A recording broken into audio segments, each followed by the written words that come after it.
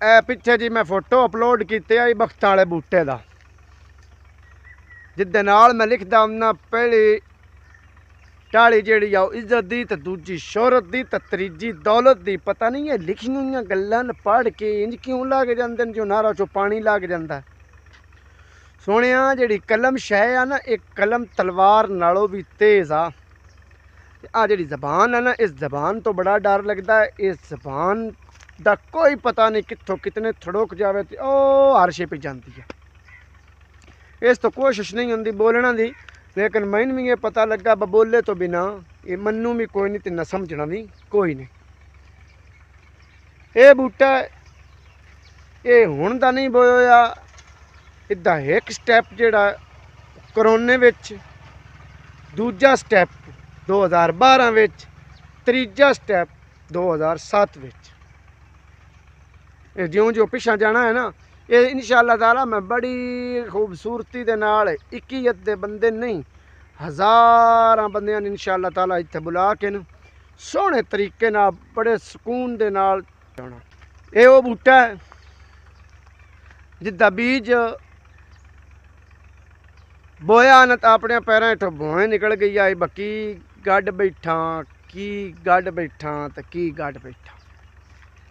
हाँ, अगर मैं सरकत खड़ो के वीडियो बनाता रहा ना, रोज़ दियाँ 4 वीडियो 10 वीडियो भी चढ़ता रहा, तां भी इंशाअल्लाह ताला ना लफ्ज़ों की कमी होती, ना इलम की कमी होती।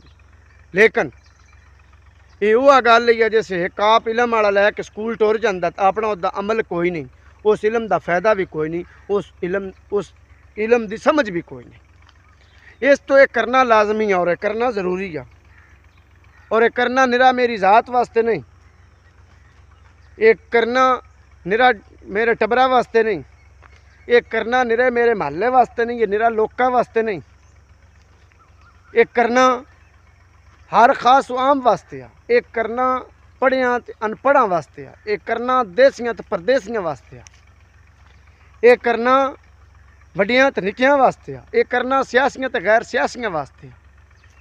ये करना इतना ज़रूरी है जितना मच्छी वास्ते पानी ज़रूरी है। जे लिखदा आमना तुरदा आमना तो इंशाअल्लाह ताला हुण बोलदा आमना, तो जे बोलदा आमना तो इंशाअल्लाह ताला सो भी जाना। इतो ही मैं तुहानू सबक दसा, इन्ने समझो मेरा ब्लैक बोर्ड आ, इन्ने समझो ये दरख्त आ, इन्ने समझो ये बख्तां दा बूटा, इन्ने समझो एक शीशा, इन्ने समझो एक आईना, इन्ने समझो एक स्टेज, इन्ने समझो एक सेज। अच्छा, बड़ा लम्मा काम आ। ये ओ बिजनेस आ जिहड़ा बिजनेस अता किया गया, अताए रब्बी, और अताए रब्बी अगे आने वाली चीज़ रेजा रेजा हो जाती आ, और ओदी मर्जी वो जिन जिथों जितना जिहो जिहा अता कर छड्डे, ओदे कोल कोई थोड़ नहीं तो कोई कमी नहीं। जिन नहीं समझ आती ओदे कोल पुछ लवे, ओदा मुड़ मेरे को जवाब भी कोई। ये वड्डी वाजिया मैं कोई अरबी नहीं बोली, ना मैं कोई इंग्लिश बोलीए, ना मैं कोई फारसी बोलीए, मुकम्मल तौर पर साडी जिहड़ी अपनी जबान पंजाबी है ओहदे विच गल पिया करनी। इस अमल नो हर सूरत विच इंशाअल्लाह ताला करने की कोशिश करनी है। अमल होवे ते काम अगां तां उहदा असर जांदा, जिस इलम दा अमल ही कोई ना होवे उस इलम दा असर भी कोई नहीं जाता। इलम शक किताबा पढ़ पढ़ पढ़ पढ़ पढ़दा जा, पर उस इलम का कोई फायदा नहीं जिस इलम का अमल करके कोई नूं इलम देना उस दा शायद मुश्किल है।